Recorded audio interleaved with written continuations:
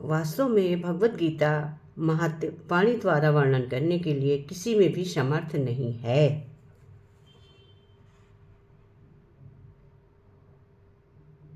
क्योंकि ये एक परम रहस्यमय ग्रंथ है। इसमें संपूर्ण वेदों का सार संग्रह किया गया है। इसकी भाषा इतनी सरल सुंदर है कि सभी की समझ में सुनने से आती है। मनुष्य से उसको सहज ही समझ सकता है, परंतु इसका आशय इतना गंभीर है कि आजीवन निरंतर अभ्यास करते रहने पर भी उसका अंत नहीं आता है। प्रतिदिन नए नए भाव उत्पन्न होते रहते हैं।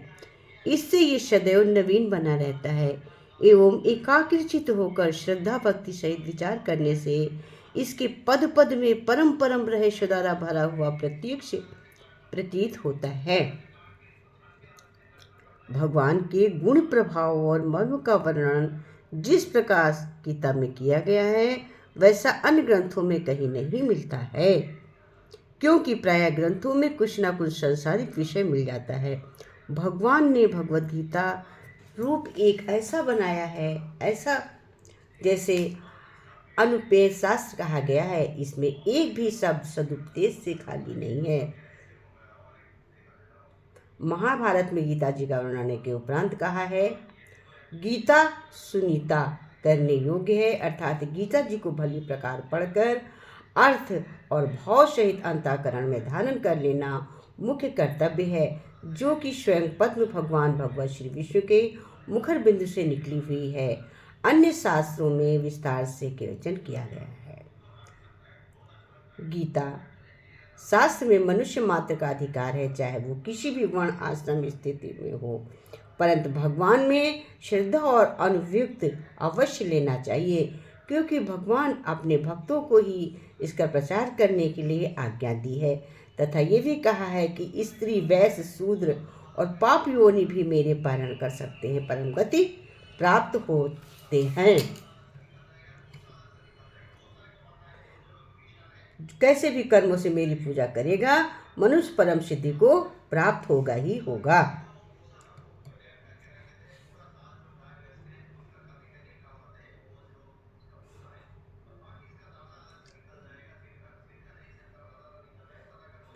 कल्याण की इच्छा चाहने वाले मनुष्य को उचित है कि मोह का त्याग कर अतिशय श्रद्धा शक्ति पूर्वक अपने बालकों को अर्थ और भाव के सहित गीता जी का अध्ययन कराएं एवं स्वयं भी इसका पढ़ें और सबको परिवारजनों को पढ़ने के कहें और इसका अध्ययन करें और कराएं।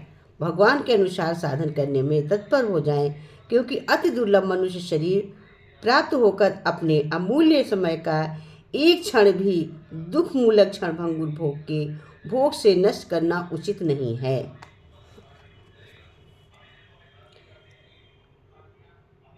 गीता जी का प्रधान विषय ये है कि गीता जी में भगवान ने अपनी प्राप्ति के लिए मुख्य दो मार्ग बताए हैं, एक संख्या योग, दूसरा कर्म योग।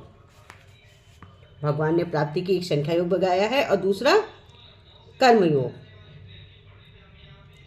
उसमें संपूर्ण पदार्थ मात्र तृष्णा के जल की भांति अथवा स्वप्न की दृष्टि के सदृश माया होने से माया के कार्य रूप पूर्ण गुण के गुणों में बरतते हैं।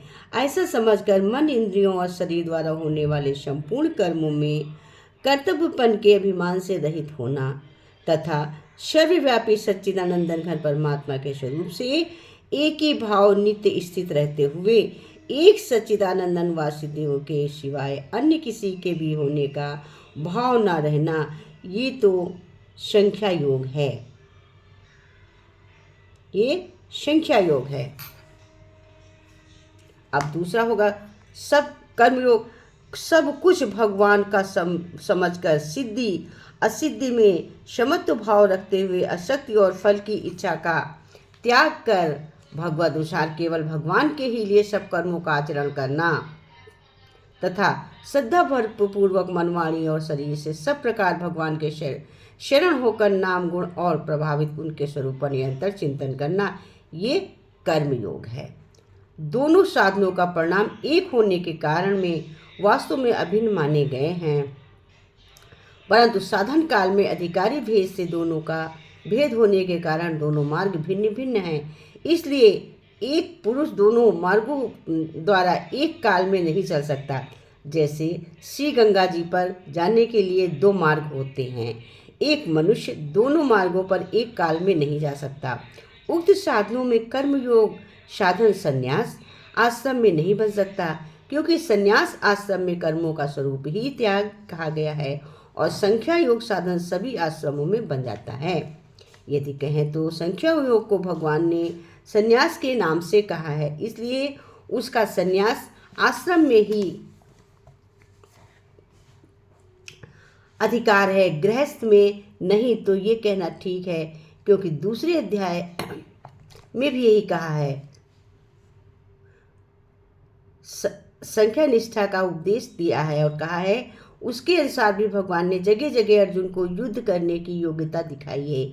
यदि गृहस्थों में संख्या योग का अधिकार नहीं होता तो भगवान का इस प्रकार कहना कैसे हो सकता था। हाँ, इतनी विशेषता जरूर है कि संख्या मार्ग का अधिकारी देहाभिमान से रहित होना चाहिए, क्योंकि जब तक शरीर में अहंग भाव रहता है तब तक संख्या योग का साधन भली प्रकार समझ नहीं आता है।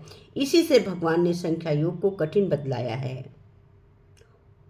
और कर्मयोग साधन में सुगम होने के कारण अर्जुन के प्रति जगह जगह कहा है कि तू निरंतर मेरा चिंतन करता हुआ कर्मयोग आचरण कर।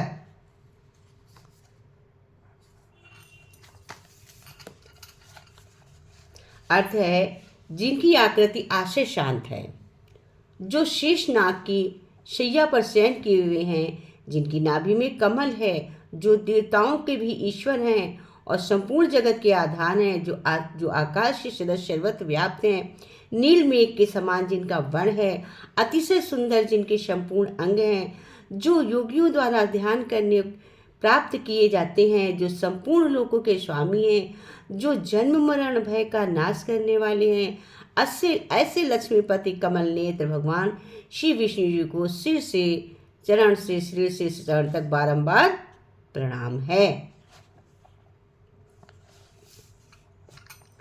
ब्रह्मा, वरुण, इंद्र, रुद्र और मधुगण दिव्य सूत्रों द्वारा इसकी स्तुति करते हैं। सामदेव के गाने वाले अंग पद क्रम और उपनिषद सहित वेदों द्वारा जिनका गान करते हैं, योगी जन ध्यान में स्थित हुए मन को जिनका दर्शन करते हैं, देवता और अनुसरण जिनके अंत को नहीं जानते, उन देव के लिए मेरा बार बार नमस्कार है, मेरा बार बार प्रणाम है।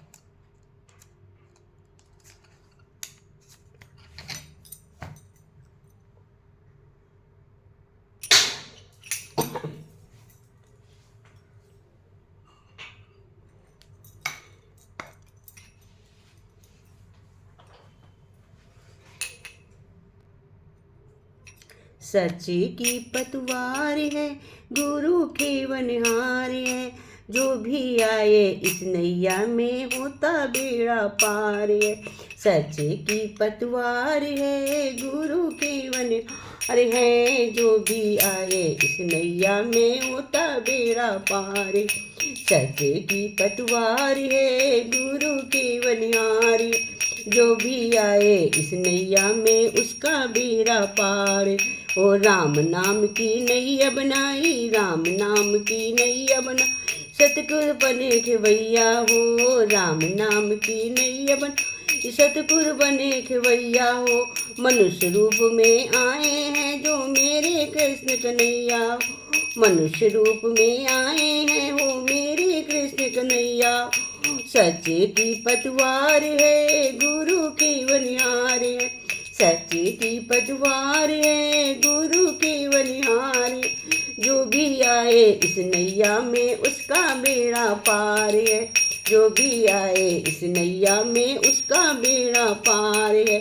नैनों में करुणा का सागर, नैनों में करुणा का सागर, मुख पे मीठी बोली है, नैनों में करुणा का सागर, मुख में मीठी बोली है, जो प्यारा प्यारा मुखड़ा है उनका सूरत भोली, जो प्यारा प्यारा मुखड़ा है उनकी सूरत भोली भोली, सूरत भोली भोले। सच्चे की पतवार है, गुरु के वन है, सच्चे की पतवार है, गुरु के वनहार है। जो भी आए इस नैया में उसका बेड़ा पार है। जो भी आए वो पार है। हो होठों से ब्रह्म ज्ञान निकले, होठों से ब्रह्म ज्ञान निकले, मन में प्रेम का सागर हो। होठों से ब्रह्म ज्ञान निकले, मन से प्रेम सागर हो। श्रद्धा से जो भी आए, श्रद्धा से जो भी आ जाए, भर जाए खाली सागर। श्रद्धा से जो भी आए, भर जाए खाली सागर। सच्चे की पतवार है, गुरु के वनहार है। सच्चे की पतवार है, गुरु के वनहार है। जो भी आए इस नैया में उसका बेड़ा पार है। जो भी आए इस नैया में उसका बेड़ा पार है।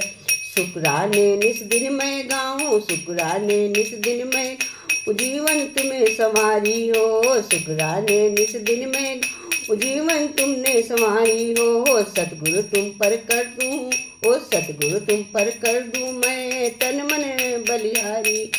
सतगुरु तुम पर कर दूं मैं तन मन बलिहारी है। सच्चे की पतवार है, गुरु के वनहार है। सच्चे की पतवार है, गुरु के वनहार है। जो भी आए इस नैया में उसका बेड़ा पार है। जो भी आए इस नैया में उसका बेड़ा पार है। जो भी आए इस नैया में उसका बेड़ा पार है। हरि ओम तत् सत्।